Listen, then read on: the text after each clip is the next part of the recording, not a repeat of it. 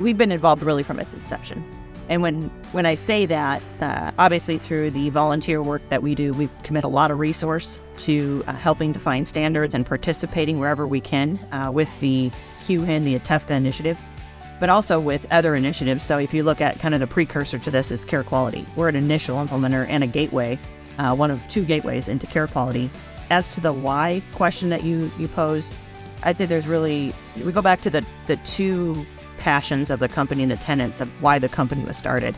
And it was one, to connect and solve the problem, the complexity, I'd tell you the confusion that we saw with healthcare connectivity and has only really grown since that time, but to become an aggregator of networks. Today we serve as the largest aggregator of networks in healthcare, and TEFCA obviously and the QHIN initiative is, by all accounts, appears to be very meaningful and will maybe become the network of networks as part of its initiative. So it fits into the premise of who the company is. It's who we are. We're pushing forward on it. And then the second tenet had to do with the markets that we would serve. So a passion of mine personally, and I think I can speak for the other co-founder, we absolutely went after markets that we felt were deserved. We call them the underserved markets, and that's meant with the most amount of respect.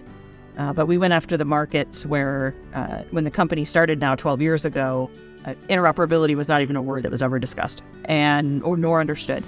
But those are the markets that we wanted to provide technology to and make it cost effective, make it affordable to them, make it easily accessed in these markets.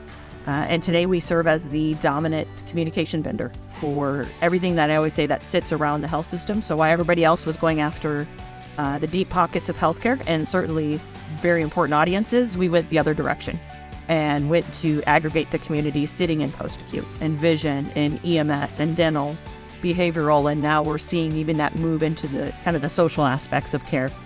I'm so glad we chose that. We stuck to it. It wasn't easy to stick to it, but it's never going to leave the company. And that is the tenet that we're serving with applying to become a QHIN and making sure that we represent that audience in doing it.